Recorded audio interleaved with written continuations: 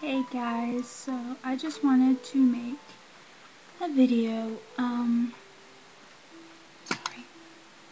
trying to get my wires corrected here. Wow, I don't even know where to start. I am still a little shocked, I can say. This morning, yeah, it's still 11 p.m. It's still Monday officially here. But yeah, this morning I had an appointment at the cardiology office. Well, this is the cardiologist that I had heard from a couple nurses to avoid. But I started doing more and more research on him, and no day nurses that I had come across at the hospital had ever heard anything about him, or for that matter, most of them had never heard him speak. The nurse practitioners that were with him would always do the talking. And I apologize now for my hair. I got it cut today, and I really can't do too much about it for the next couple of days, and I'll explain more about that in a bit.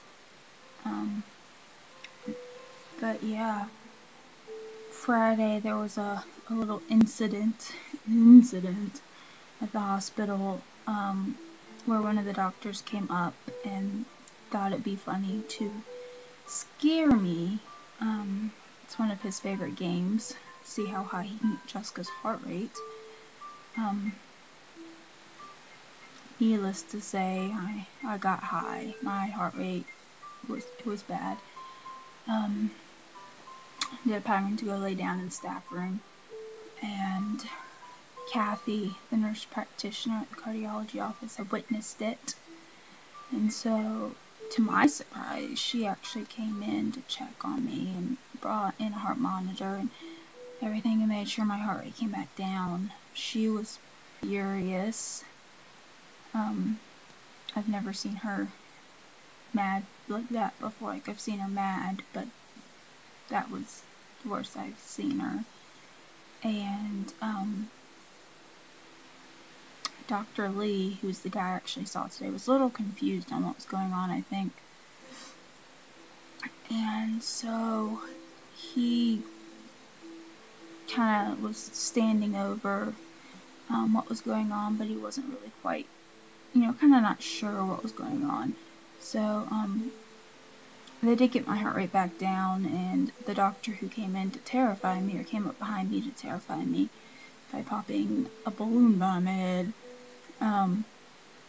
was chewed out, not only by Kathy, but by a couple nurses, and then he ended up being written up anyway, but he's leaving the hospital, so all I gotta say is good riddance. But my appointment today went a little different. I don't even know how long now. 8 months, 6 months, something like that. My brain's not quite working. We've been taking the wait and see. When you get symptomatic, just kind of, lay down, do something that's not triggering to symptoms. Good gracious. I use one hair. What in the world? But anyway, it's just been kind of one of those try not to trigger anything type things. Or if you start doing something that shouldn't and you start having symptoms, get to the ground, basically. And so I was really furious. As of Thursday, I didn't want to go to this appointment at all.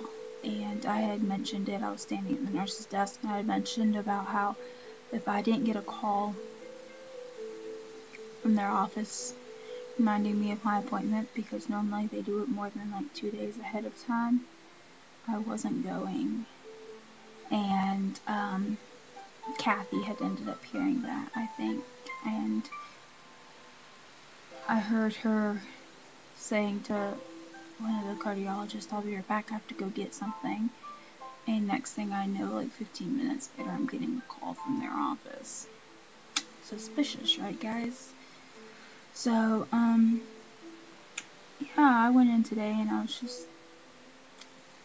I didn't know what to expect. I really figured I was going to be told I had to go back to Winston, and that my appointment in April was too long and I needed to go sooner, and the normal stuff I get when I go to the doctor's office. I mean, I really thought that's what I was going to get, and that's not what I got at all. I was actually really shocked at what I got.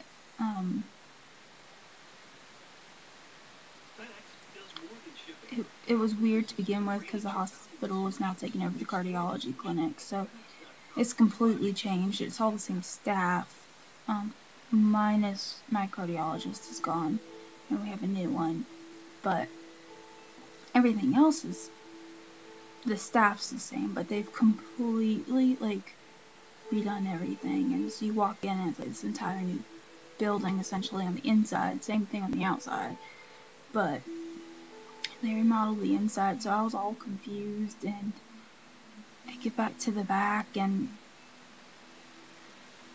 like, I'm sitting there, and I'm going, okay, I'm gonna have this, like, strange doctor come in, who's, now I'm not gonna be able to understand, because he's not even, like, his family's not even American, which, I mean, absolutely has nothing to do with anything, but I know he practices in Vietnam, so I'm thinking he's gonna have this, like, accent or something, and I'm not gonna be able to understand him, and no one's ever heard him talk, so I'm freaking out over this too, like, seriously.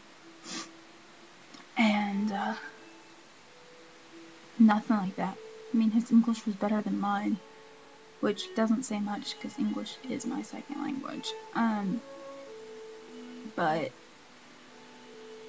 one of the first things, like, he comes in and he was looking at everything, and Dr. Lee has studied almost every type of branch of cardiology at some point. He has residencies and fellowships, and I mean, it's insane what he has done. Like, I have looked back at all his schooling before I even saw him, and it is amazing. So, you know, he came in and he was like, "Have you ever seen an electrophysiologist?" And I was like, "Well, I go to Winston for that, because Boone doesn't have one." He goes, "Well, I'm also an electrophysiologist." And so he kind of doubled up. He has more than just the cardiology stuff. He knows other stuff too, which was really helpful. He was looking over all my heart monitor stuff. He didn't look at my tilt tests. He didn't look at any of that stuff. He strictly looked at my EKGs and the rhythm strips from the heart monitors. He didn't even look at, like, the cumulative final report type stuff, which I think was impressive, because most doctors I see just want the final report. They don't want to actually look at it themselves. But he did. We were talking, and before he even examined me, he was looking at stuff, and we were talking about things, and he was like, "You know, you really need a pacemaker. Your heart rate's going way too fast. And why hasn't anyone done anything about this?" And so I kind of had to inform him about the whole hepatitis, and then no doctor in Boone will treat me, so they send me to Winston. But because my heart rate's dropped, he won't treat me because I need to be monitored, and therefore I get back to Boone and we go through the same cycle again. And he looked at me and he said, "No doctor in their right mind would give you a medication to bring your heart rate down." Right there, I was just like, I might as well just go home, because at this point I'm going to be told to lay on the floor, right? But he backed it up saying, the only way you can get medicine is a pacemaker. He goes, that is your only treatment option right now, is to get this pacemaker. Because without it, I can't have medicines. Without it, my heart rate hits the 170s, 180s, doing hardly anything. But at the same time, without beta blockers, my heart rate's dropped to the 30s and 40s, which are way too low for me not being athletic. If I was running marathons, that would be perfectly normal. But since I do not foresee that in my future anytime soon, it's not normal. So, yeah, he did do a physical exam, and he noticed when I stood up and walked across the room and sat down, my heart rate increased, and then when he made me do it again, it got even higher. So that actually didn't surprise him. He said he figured that, if I stood up, my heart rate was going to get a lot higher than it really should have. Which just emphasized the fact that I need a medication. That's all he kept saying. And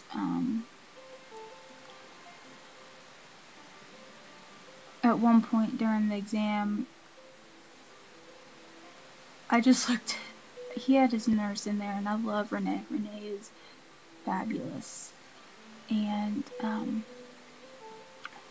so I was sitting there, and all of a sudden he goes, "Now I'm not trying to choke you," and I'm like, gone.